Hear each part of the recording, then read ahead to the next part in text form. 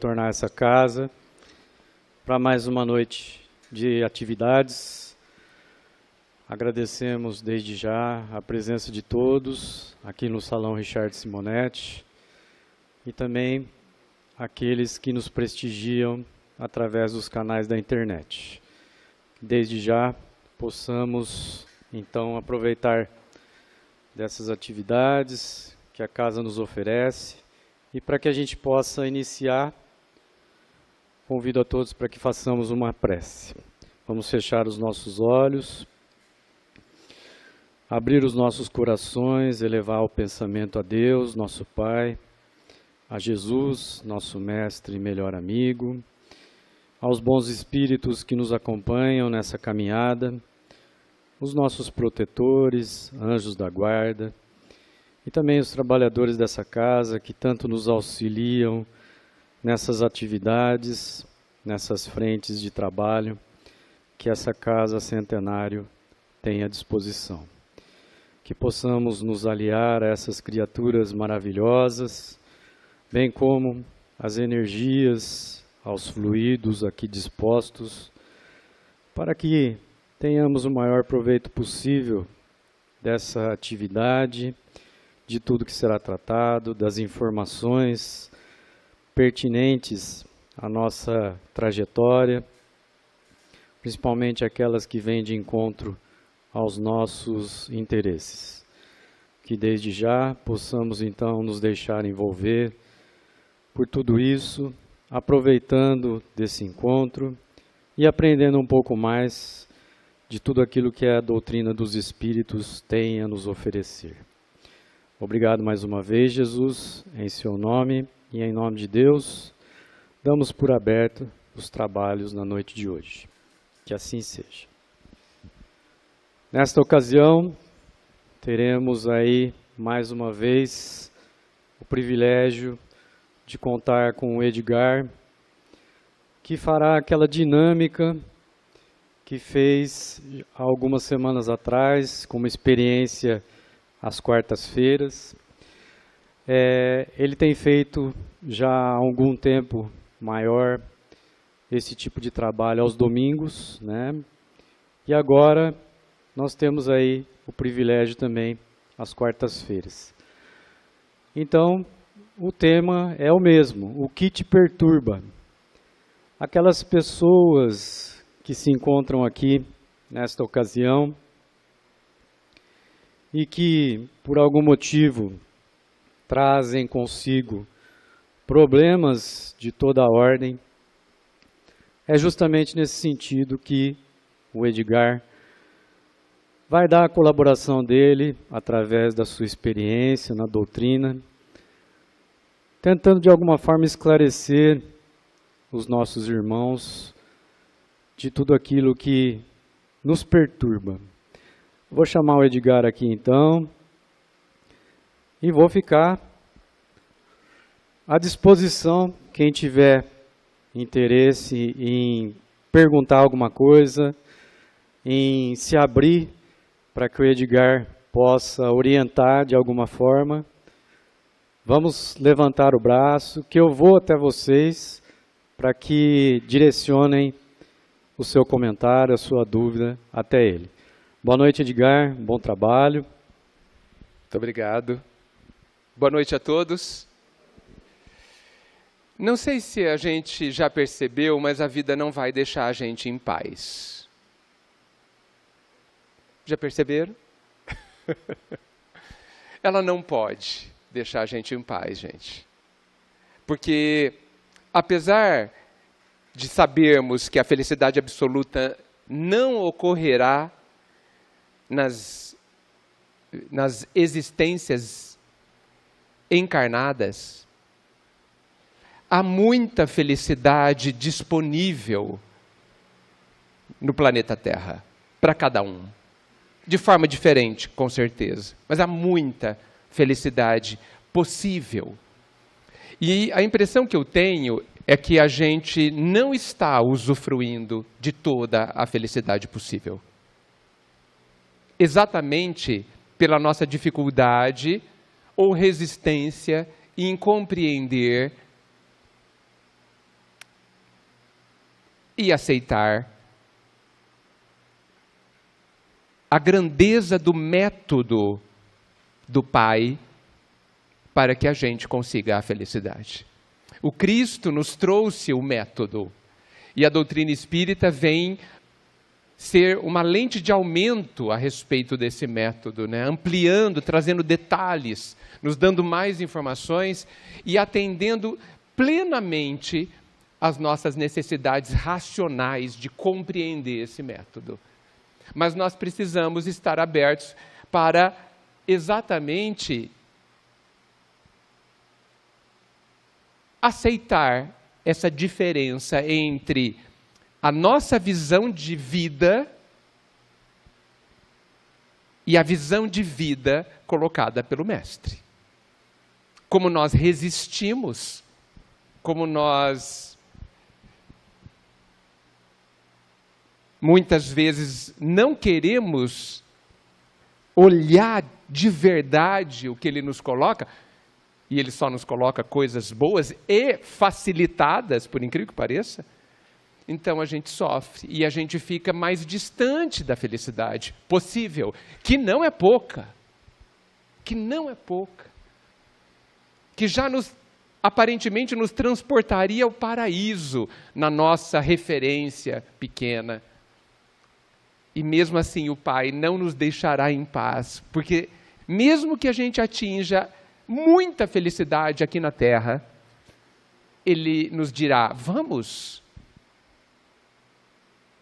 tem mais, tem muito mais felicidade para os meus filhos, que somos nós.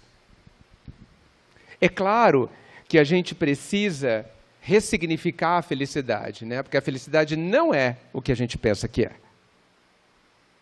Porque normalmente a gente pensa ou sonha que felicidade é sombra e água fresca. E não é. Tudo no Evangelho diz que não é. Mas a gente insiste em querer isso. Temos todo o direito. E muitas vezes nós vamos conseguir essa felicidade desejada, que não é a felicidade, e vamos desgostar dela.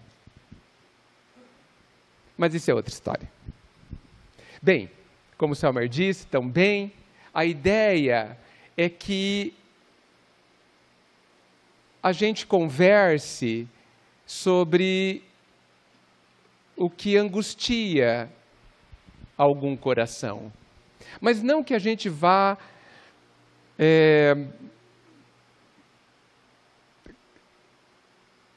nos aprofundar na questão colocada. Mas a questão colocada vai nos trazer um conceito para a gente conversar, né? Eu não vou falar da questão da pessoa, não vamos fazer um atendimento fraterno aqui, né? Nenhuma terapia, não. Mas nós vamos ouvir e eu não vou falar em nome da doutrina, porque não sou competente para isso e não sei quem seria. Mas eu vou dar o meu entendimento, que precisa ser questionado por vocês, que precisa passar pelo crivo da razão de vocês, da lógica do bom senso, e vocês têm todo o direito de jogar tudo fora.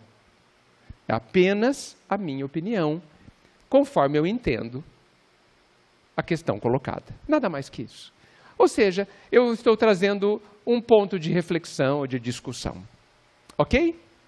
Então, o que te perturba? Será que existe 1, 2 ou 3 de vocês que gostariam de nos apresentar o que está afligindo o seu coração hoje ou nos últimos tempos, sem entrar em detalhes pessoais, sem citar nomes? Aí nós poderemos, talvez, tentar trocar em miúdos, né? Porque às vezes a gente lê o livro dos Espíritos, o Evangelho, e a gente se pergunta, como que eu transporto isso para a minha questão? E às vezes a gente tem dificuldade. A ideia é que a gente tente conversar sobre isso dessa forma. Se alguém quiser, claro. É um convite. Se alguém levantar a mão, o Selmer irá até lá para que todos possamos ouvir.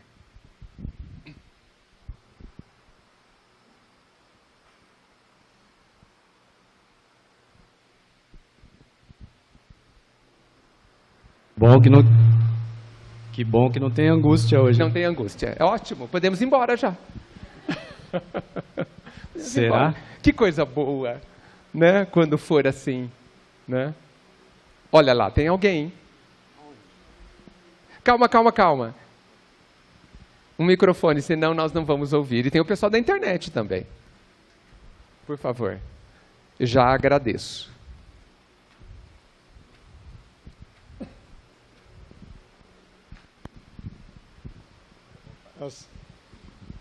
Boa noite. Por favor, gostaria de ouvir a respeito do divórcio. Isso me traz uma angústia muito grande. A minha dúvida da sua pergunta é, existir o divórcio te angustia? Eu não entendi exatamente qual seria a questão que dói. O senhor pode me dizer algo mais?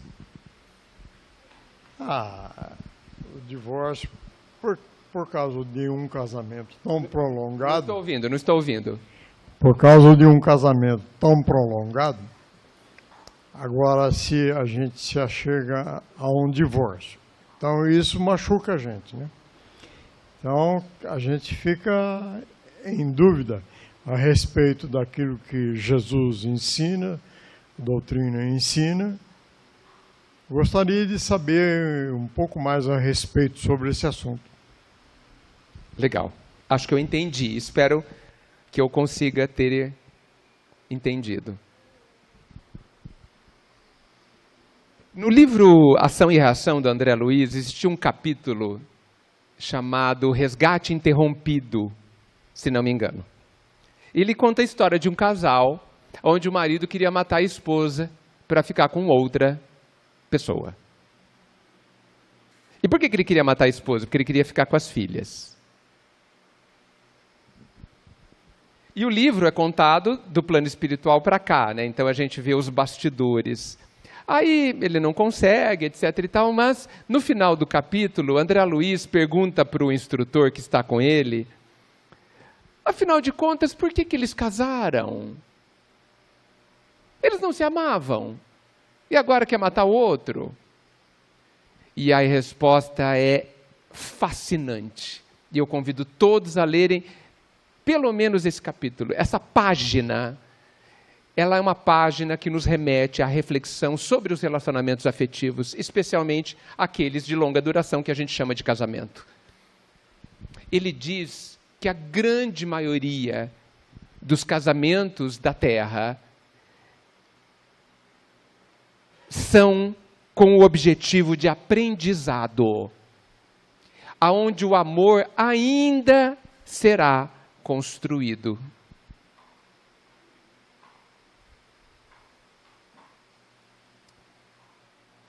Isso é muito significativo. Porque muitas vezes, a gente entra num relacionamento afetivo cheios de ilusão. Eu, se pudesse, graças a Deus não posso, iria proibir a divulgação de algumas histórias infantis. Príncipe Encantado e Cinderela, jamais. Eu ia queimar todos esses livros. Olha eu falando isso. Né? Devia ser proibido. Tá bom, não ia queimar, mas ia ser só para maiores de 50 anos. E a gente conta isso para as crianças. E elas acreditam que existe um príncipe encantado e existe uma Cinderela que eu vou salvar. Não existem. O príncipe precisa ser construído. E a princesa também. Pronto? Não acho que exista. Mas a gente espera. A gente se casa e diz assim, sem dizer: agora você me faça feliz. Estou aqui esperando. Não é assim que a gente faz, gente? Se vire. Estou aqui esperando. e o outro ou a outra não entendem nada desse assunto. Mal sabem se fazer feliz. Imagina fazer alguém. E aí começam os grandes aprendizados. É claro que o divórcio, a separação, o rompimento indica que a lição não foi completada. Mas não podemos dizer que ela foi nem inútil e nem em vão. Porque sempre, sempre, sempre algo aprendemos. Sempre. E, especialmente sobre isso, a gente precisa olhar como ser imortal. Se a gente olhar como alguém que vive uma única existência, a gente vai falar, nossa, perdi tempo, perdi minha vida, blá, blá, blá. E isso não é verdade. Toda vivência é útil. Até aquelas consideradas plenamente erradas. Plenamente erradas. Se eu me tornar um ladrão, se eu me tornar um assassino, que evidentemente é um caminho errado, eu aprenderei algo com isso. Pelas consequências deste caminho. Isso me amadurecerá de alguma forma e me capacitará, me aproximará do acerto amanhã.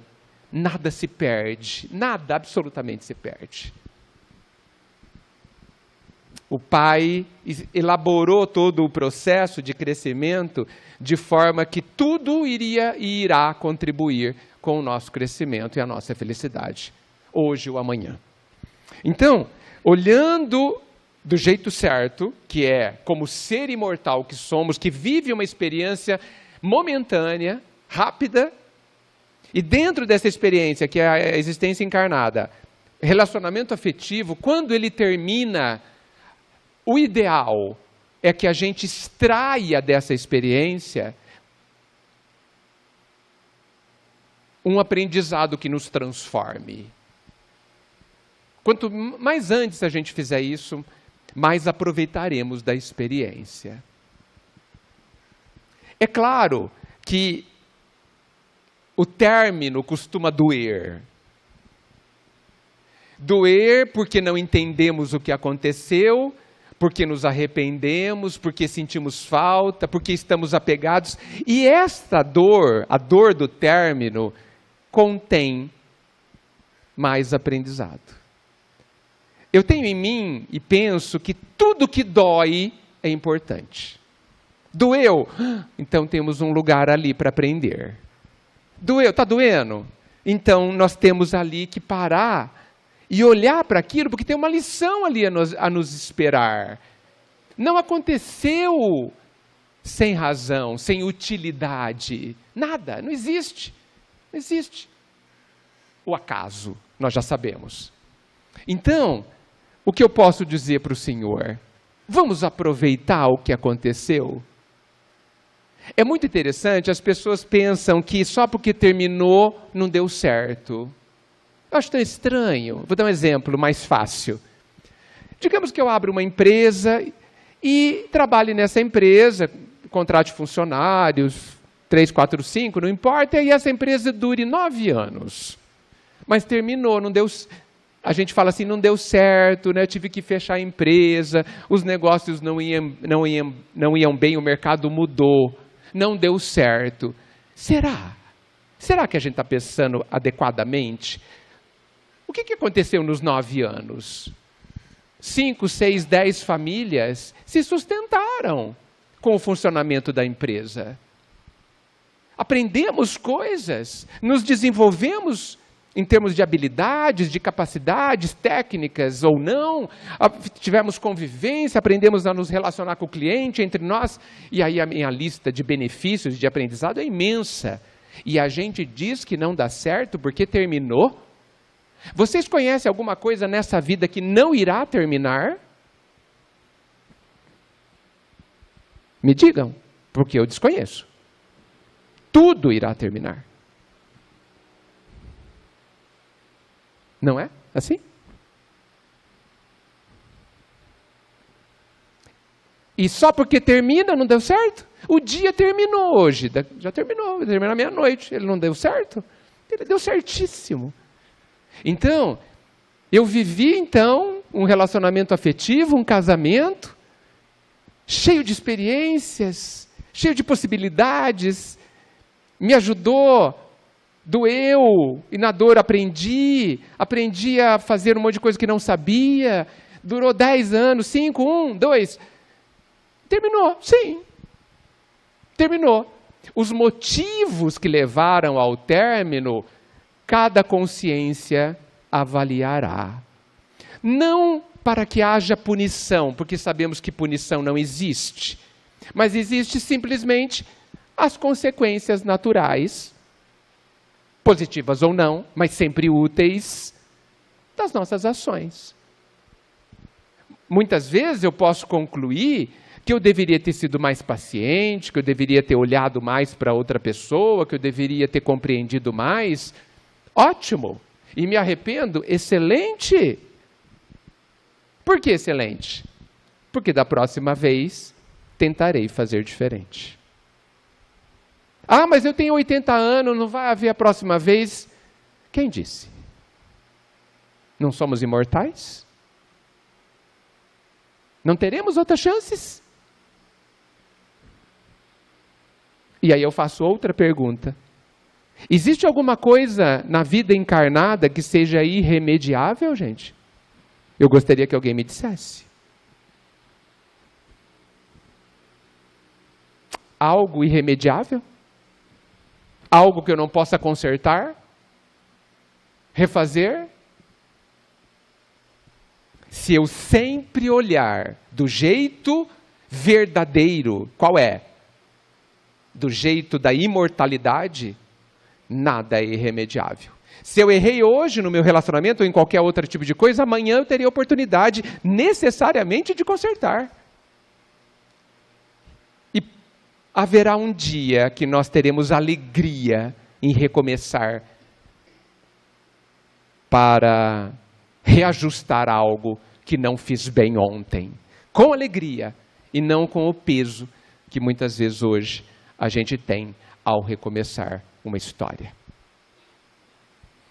Então, o que eu digo para o Senhor e para todos nós e para mim também é: vamos aproveitar o que aconteceu, aprender com o que aconteceu, nos fortalecer com o que aconteceu, analisar profundamente o que aconteceu, analisar principalmente o que aconteceu dentro de mim, diante da vivência com o outro.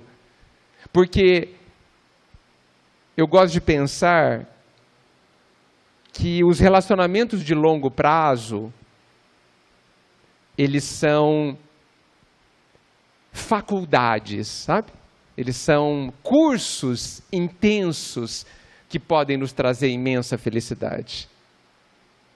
Por isso que a gente se relaciona. Todos os tipos de relacionamentos são extremamente importantes. O divórcio, ele é permitido, está lá. Evangelho, se não me engano, né? O que Deus uniu, o homem não separa. Kardec discute o assunto. Aproveitando a colocação do Senhor, talvez seja válido depois de hoje a gente reler esse capítulo de novo. Nos aprofundar, porque certamente, naturalmente, a gente tem mais coisa para entender dele. Aliás, do Evangelho inteiro. Espero ter respondido alguma coisa útil ao Senhor. Obrigado.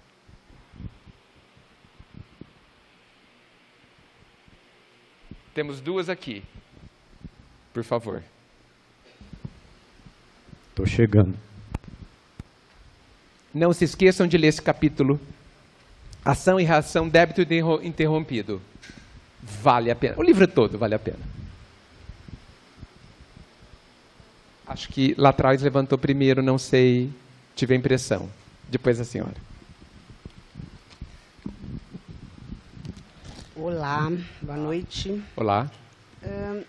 Queria, por favor, ouvir algum comentário. Eu preciso que você coloque o microfone mais perto. Desculpa. Isso. Queria, por favor, ouvir algum comentário sobre doenças infantis.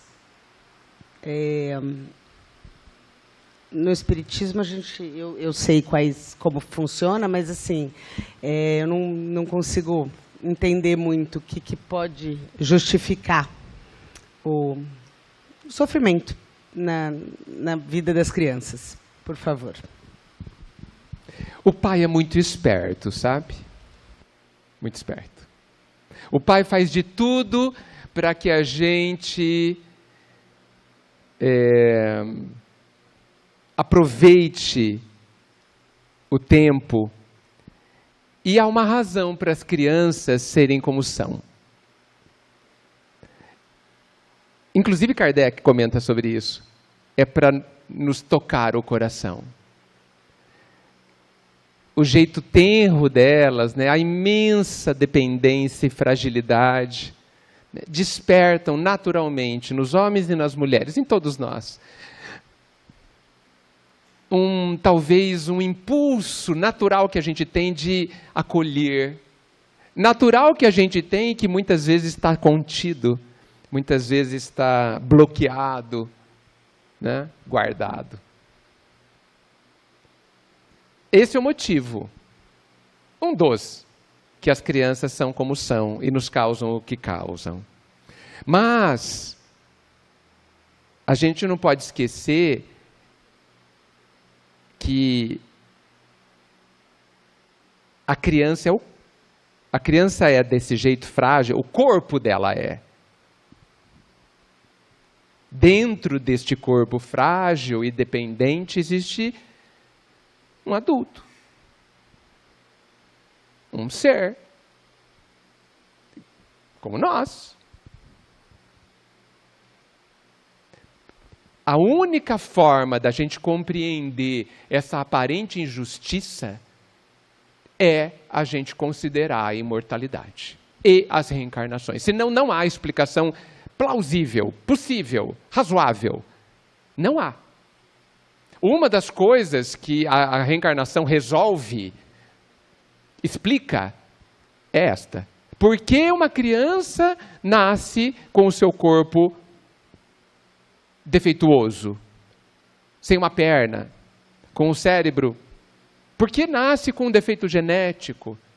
Por que tem um câncer? Por que não consegue falar, não consegue ver? Mas é uma criança. Não, não é. Parece. E parece de propósito. Porque é para a gente acolher, é para despertar o melhor de nós. É para nos causar o que causa. E a gente tem que prestar muita atenção, no meu entendimento, o que nos causa. O que nos causa. Quantas vezes a gente quer, na criança que tem alguma dificuldade, fazer tudo por ela, sendo que ela é capaz de fazer muito ainda, mesmo tendo alguma dificuldade física ou mental. Ela pode fazer muito, porque ela não é aquele corpo. E quantos pais que eu me emociono de ver que não fazem tudo por este filho. Não fazem. Porque enxergam, possivelmente, nesse filho ou nessa filha, imensa capacidade. Porque nós não somos o que nos falta. Nós não somos. O que nos define não é não enxergar, não ver, não andar, não falar, não conseguir. Não é isso que nos define. O que nos define é quem somos mesmo, e não é o nosso corpo que somos. Então, se a gente olhar sobre a ótica da imortalidade, onde existe um ser em desenvolvimento, em autodescobrimento, e nós vemos a metodologia da reencarnação, das múltiplas existências, como um processo de aprendizado, a gente não se espanta. A gente olha e também não vê culpa, hein? E não vê castigo. Isso é muito importante. É milenar a ideia de que um corpo defeituoso é castigo. É milenar. Antes do Cristo já se pensava assim. Ou a pessoa fez algo errado, ou os pais fizeram algo errado. Muitas vezes falava, agora olha, o castigo do que você fez lá, falavam para os pais. Muitas vezes. Existem algumas culturas onde as crianças com defeitos físicos são mortas ao nascer. Porque se são assim, o corpo delas é habitado por um ser mau. Culturas. Não vou fazer nenhum julgamento de valor, é claro. Mas nós, que já temos uma quantidade de informação muito relevante, temos o Cristo e temos a doutrina, me parece que o ideal é que a gente olhe para aquela criança e veja alguém numa imensa e importantíssima oportunidade de ser feliz. Imensa oportunidade de ser feliz. E eu apelo para mais outro livro fascinante, chamado Memórias de um Suicida. Lá no final, Camilo Castelo Branco, não querendo encarnar de jeito nenhum, morrendo de medo do aprendizado que ele vai ter, porque aos 40 anos ele ficará cego de novo. E a prova é que ele não se suicide de novo. E ele adiando, todos os amigos já tinham encarnado, e ele lá, fazendo curso, né? Se preparando. E o pessoal aguardando.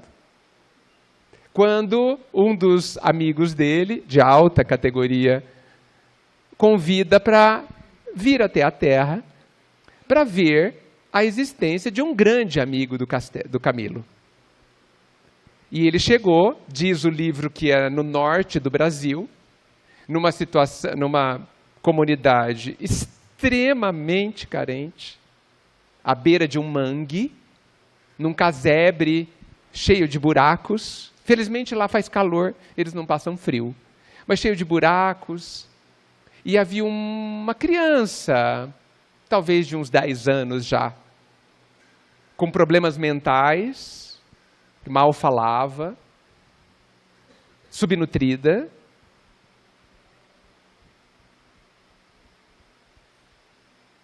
Com um olhar entristecido. E Camilo chega e identifica o amigo. E sente um impacto profundo. E o instrutor que estava com ele diz assim, repare, se aprofunde na sua percepção e ausculte o coração, a mente, o ser que está dentro desse corpo, cheio de problemas. E ele ouviu, ou ele percebeu o amigo dele contente, feliz, gente, porque ele estava em pleno processo de recuperação do seu suicídio. Estava em pleno processo, ele estava conseguindo entrar em harmonia com a própria consciência e com o Pai, segundo ele. E o instrutor diz assim, algo assim, e você pensa que ele está sozinho? Camilo não havia percebido que na porta do casebre havia uma senhora, que não era a mãe dele, porque a mãe dele o enxotou quando nasceu. Estava cuidando dele, fazendo, acho que um chapéu de palha, uma coisa assim. E ele fala assim, Camilo, preste atenção em quem ela é. E Camilo se espanta profundamente quando percebe que aquela senhora era a moça que ele tinha assassinado antes, ele não, o menino tinha assassinado antes de se suicidar. E ela estava ali por amor a ele, para cuidar dele, sendo que não era a mãe dele naquela existência. Ali, com essa situação, Camilo, eu vou reencarnar. Esse menino, que não era menino, né? O instrutor disse assim, ele continua internado na nossa instituição. Ele está aqui num pleno processo de cirurgia espiritual, a existência, para rearranjar-se e poder retomar o seu caminho. E ele está profundamente feliz por estar com essa oportunidade. É isso que conta, gente. É isso que vale. Nós encarnados interpretamos as coisas da vida encarnada de uma forma ainda humana demais, estreita demais. Nós somos seres imortais, filhos de um Pai de profundo amor.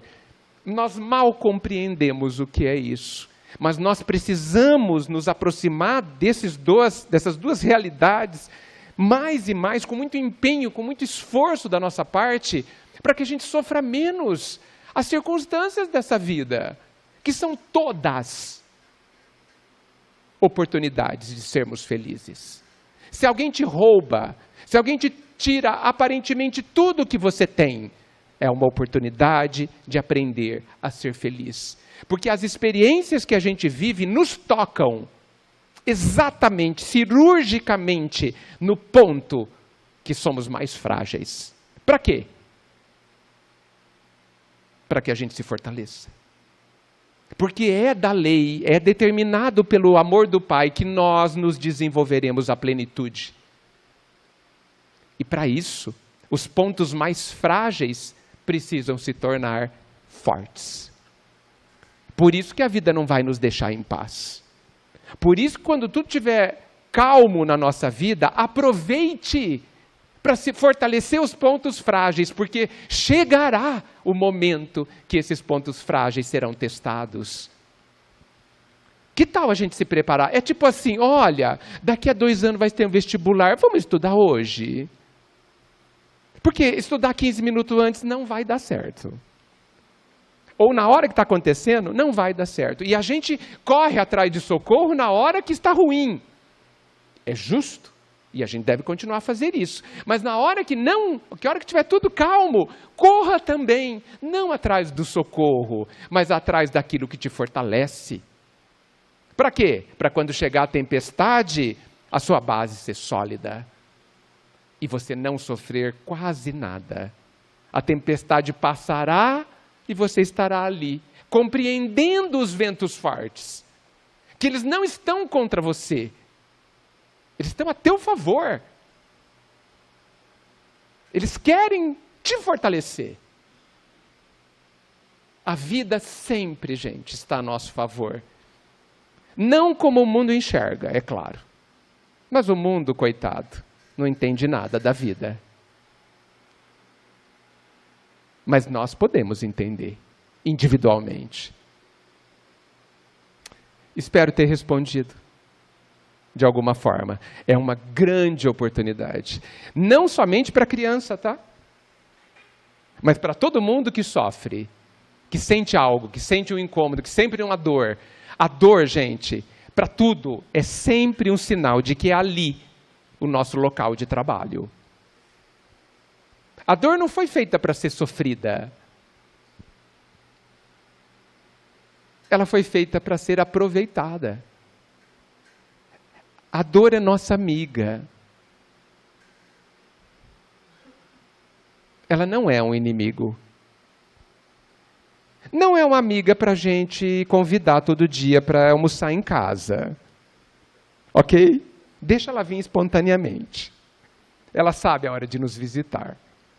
Mas quando ela chegar, pense assim: a vida entendeu que eu estou pronto ou pronta para aprender o que eu não sei.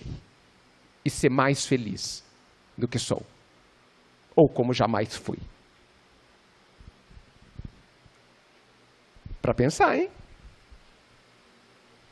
Obrigado, viu? Eu acho que tem aquela senhora ali, ó.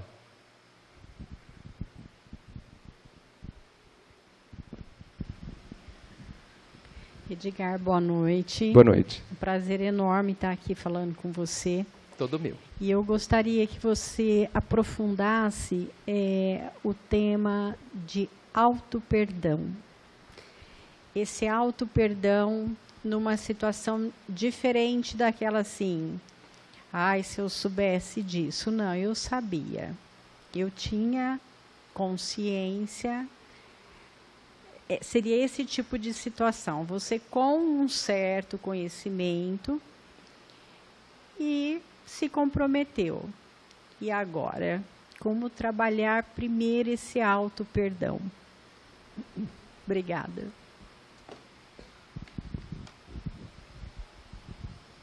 Eu gosto muito do conceito que diz que só sabe quem faz. Tem uma frase que eu adoro que diz assim: saber e não fazer é ainda não saber. Eu leio o Evangelho 30 anos, eu sei, só tenho ciência. Posso assinar embaixo, ciente. Só isso, no máximo. Para saber, eu tenho que ir lá fazer. E fazer é outra história. Quando é que eu aprendo? Fazendo. E fazendo sem saber, acontece o quê? Erros. Óbvio. Então, não sei se a gente pode dizer que sabia. Entende? Mas que nós tivemos ciência. Sim. Já é alguma coisa? Sim. Já nos traz um outro tipo de arrependimento? Sim. Que bom. Não sei se é Emmanuel ou André Luiz, ele fala assim: felizes os que se arrependem. Porque alguns nem arrependimento têm ainda. O arrependimento já é um despertar da consciência. Já é um passo a mais. E sobre o auto... Bem, então isso é uma coisa importante para considerar. Não sabemos, até sabermos fazer. E muitas vezes. Paulo já falava isso. O que não quero, faço. E o que quero, não consigo. Paulo, hein? Imagine a gente, que estamos no primeiro ano. Ele já estava mais para frente. Está mais para frente. Olha, é impossível a gente pensar no auto-perdão sem pensar antes na humildade. O tema a humildade ela aparece como sendo a virtude mãe de todas as outras. Parece que ela é o berço ou o ninho onde as outras virtudes vão crescer, nascer e crescer. A humildade, ela evita o sofrimento, um sofrimento ardente quando a gente erra. Porque o humilde não se espanta da gente errar. Porque ele sabe que não sabe. E aceita que não sabe. Porque nós sabemos, nós já fomos informados que a gente não sabe nada, mas a gente não aceita. É intolerável para a gente não saber nada. Por isso a gente foge e colocamos panca de quem sabe. E agimos como se soubéssemos. Desde os fariseus fazemos isso. Então a gente anda por aí de cabeça erguida como se soubesse tudo e conseguisse tudo. É uma ilusão. É uma cena. Por isso que dói. Quando a gente tromba, o que é o erro? O erro é a realidade vindo e dizendo, essa é a realidade. E não o que você representa ou sente, ou pensa, ou gostaria. E por isso que dói. A gente não sofre pelo erro. A gente sofre por ainda errar. Por não sermos tão perfeitos quanto o nosso orgulho diz que somos. E eu não estou falando mais de você. Estou falando de todos nós. Estou falando de mim. O nosso orgulho cria uma autoimagem perfeita e irrepreensível, porque é essa que gostaríamos de ser. E, infelizmente, gostaríamos de ser só para mostrar para os outros. Nem é para ser feliz, mas para mostrar para os outros.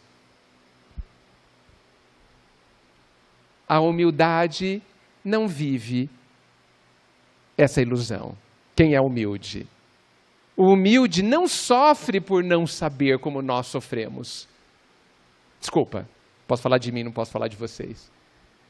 O humilde, está tudo bem ele não saber. Ele acha óbvio que ele não saiba, porque ele só pode saber depois de ter aprendido. Nós não, nós queremos saber sem aprender. Nós somos muito estranhos, se a gente for ver. Parecemos as crianças que só porque fecha o olho pensa que não existe. O fantasma foi embora, eu fechei o olho. A gente fecha os olhos da alma às realidades e pensa que não existe. Não somos muito diferentes das crianças nesse aspecto. Então, o auto-perdão não deixa de ser uma reconciliação com uma realidade. O que de fato somos. Nós devíamos nos espantar de fazer, de conseguir acertar. Porque o conseguir acertar é uma conquista, é o final de um longo processo de esforço, de autoanálise, de autodescoberta. O normal é errar, o raro é acertar, no nosso nível. Ou nas coisas que desconhecemos, é claro.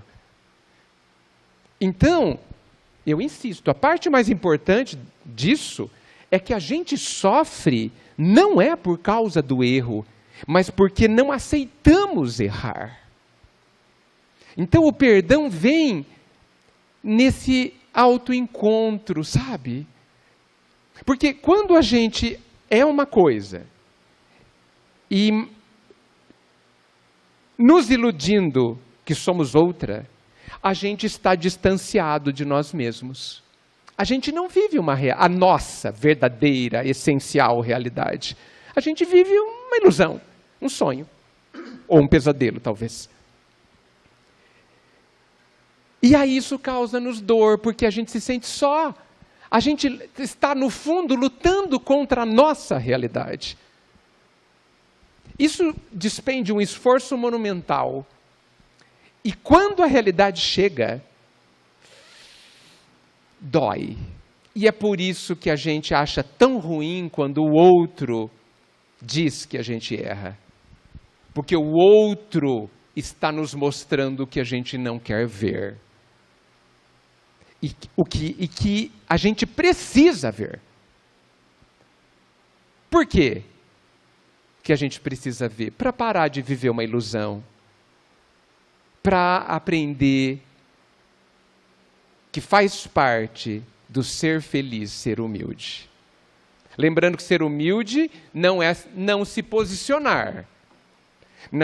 Ser humilde não é faça o que você quiser comigo. Pelo contrário, Jesus era absolutamente humilde e tinha o seu rumo e se manteve no seu rumo. E falava o que tinha que falar com amor. Por quê? Porque ele não precisava atacar ninguém. Então, a humildade faz parte necessariamente da felicidade. Então, no processo do auto-perdão, vamos dar uma paradinha na questão da humildade. Aonde a gente fala assim, errei.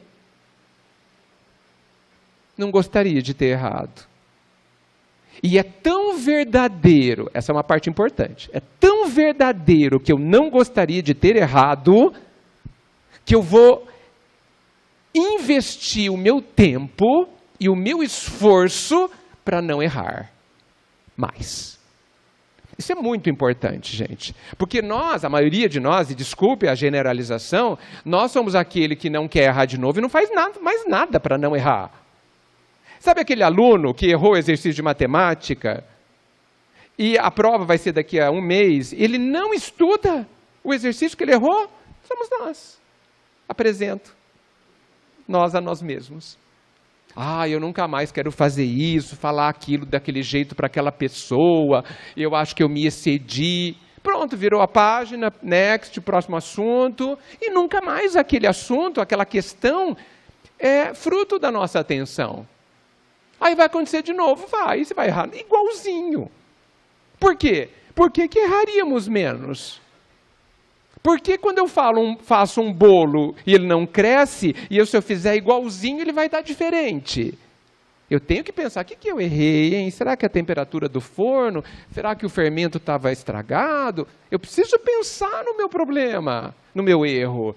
Porque dentro dele tem o acerto. Mas se eu me iludo, que sou perfeito, evidentemente que eu não vou tocar no assunto. E vamos errar de novo. Até quando? Até doer suficientemente. Por isso que a dor é nossa amiga, porque ela nos leva ao acerto, leva ao autodesenvolvimento, leva para a felicidade, ela nos impulsiona para a felicidade. Espero ter ajudado. Obrigado. Acho que teremos mais uma, no máximo. Né? Se vocês quiserem, claro.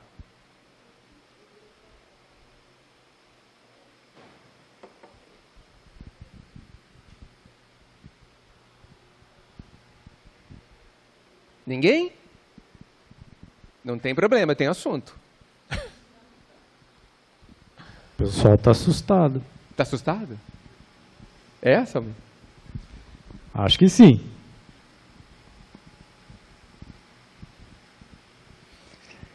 Para todas as angústias, gente,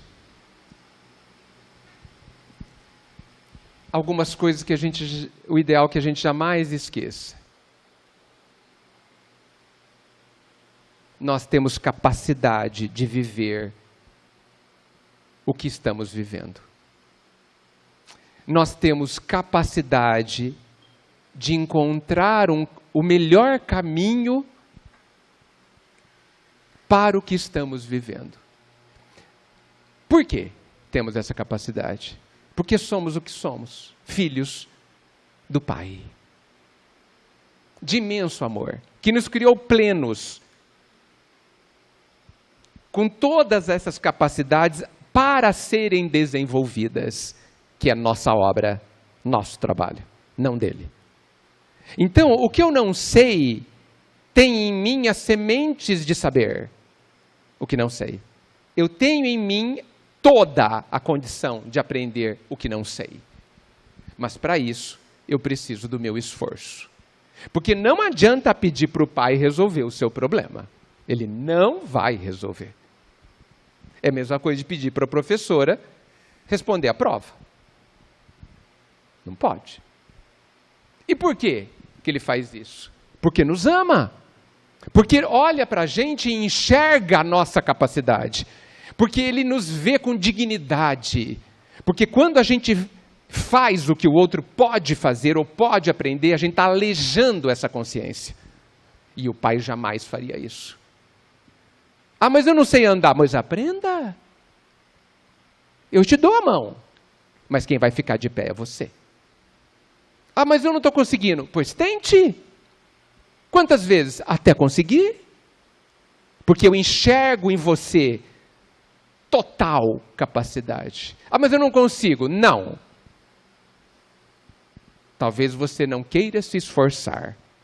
E eu apelo para que todos leiam a questão 909 do Livro dos Espíritos, que nos dá a mais terrível das respostas, no meu entendimento. Quando Kardec pergunta se nós temos condições de viver tudo que a gente vive. Ele pergunta de outra forma. E a resposta é simplesmente sim. E depois ele piora a resposta, falando outras coisas que eu não vou dizer de propósito, para que vocês leiam, porque lá está muito melhor escrito do que se eu falasse. Não vamos nos esquecer, eu sou capaz, está em mim, eu tenho o poder de resolver e não sofrer, de transformar isso que eu chamo de problema no degrau que vai me levar para mais perto de um bem-estar profundo e indestrutível. Eu sou amado. E é por isso que eu tenho isso para viver. Porque alguém me considera capaz. Isso é amor. E me cria ao meu redor todas as condições para que eu consiga. para que eu aprenda a ser feliz, para que eu aprenda a me amar, que é, no meu entendimento, o maior dos nossos problemas. Todos os problemas que vocês forem capazes de falar aqui, por trás deles, lá no fundo, existe eu não me amo. Nem que seja eu não me amo suficientemente. Eu preciso me amar mais. Todos, no meu entendimento. Todos. Todos os problemas que alguém pode viver, no fundo, tem essa questão. E o Pai quer que a gente abandone a ideia de inferioridade. E para que a gente comece a se ver de fato como somos.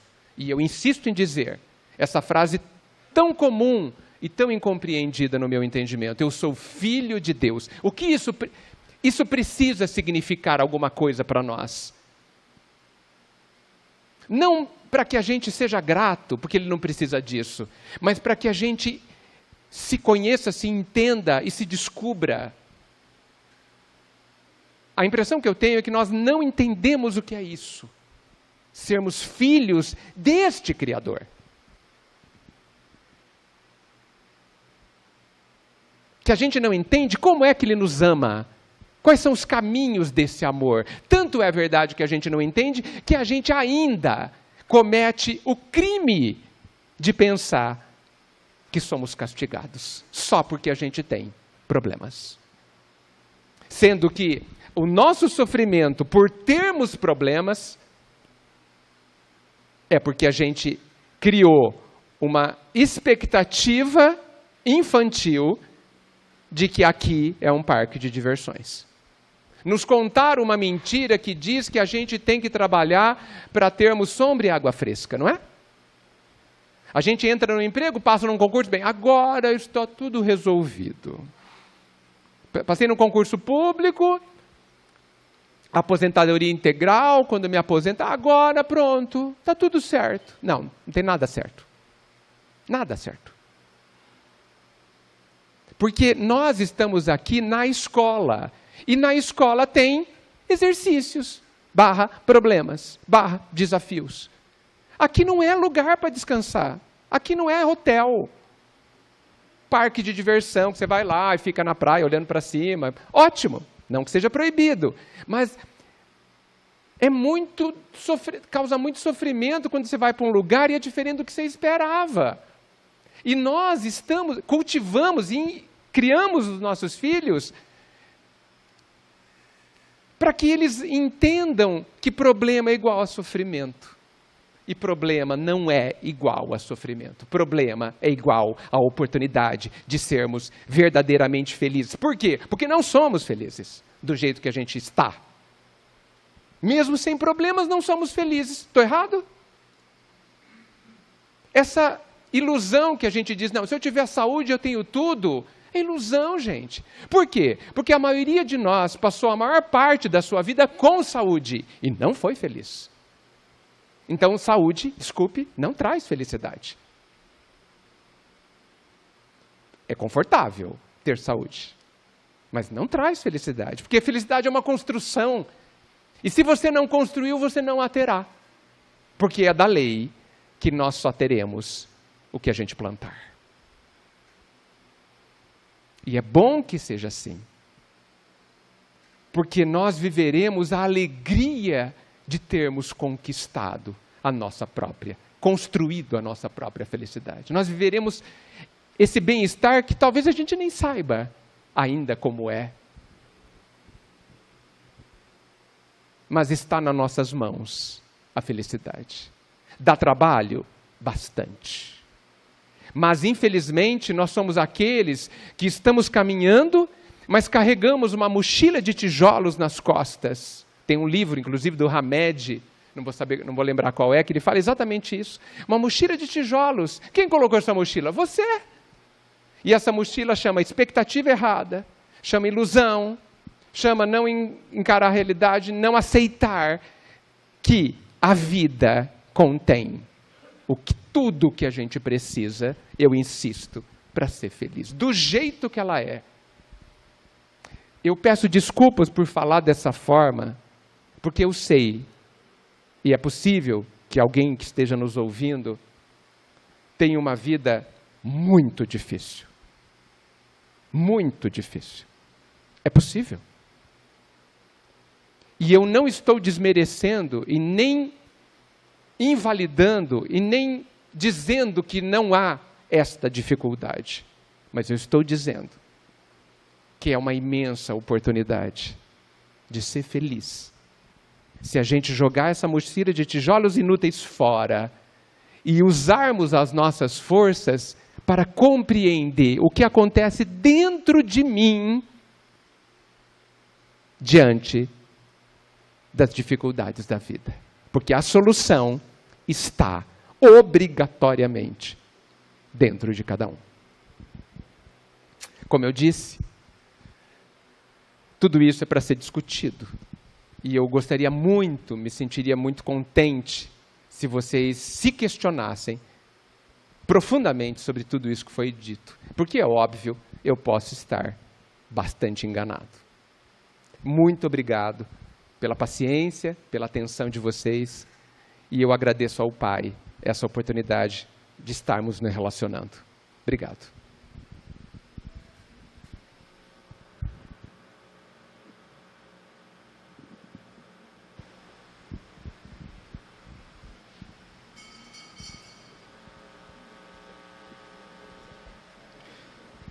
Nós aqui agradecemos por mais essa noite proveitosa. Espero que tenha sido de grande valia para todos que estão aqui e também para aqueles que nos acompanham pela internet. Obrigado mais uma vez, Edgar. Volte sempre às quartas, porque com certeza muitas dúvidas poderão ser esclarecidas. Entendo que as pessoas têm uma certa dificuldade em se abrir, em colocar a sua situação em público, né, principalmente, mas nós percebemos que essas pessoas que fizeram aí os questionamentos podem estar se sentindo um pouco mais aliviadas por terem aí essas orientações tão bem colocadas na noite de hoje. Agradecemos mais uma vez por esse trabalho maravilhoso. Dando continuidade então às atividades dessa noite, pedimos para que os passistas se dirijam às câmaras de passe, a fim de lá se prepararem, se deixarem envolver por aquele ambiente. E os nossos irmãos aqui presentes que desejarem e necessitarem os benefícios do passe magnético, permaneçam em seus locais, refletindo a respeito de tudo que foi tratado, para ao adentrar as câmaras de passe, sejam presenteados com tudo aquilo que vieram buscar nesta ocasião.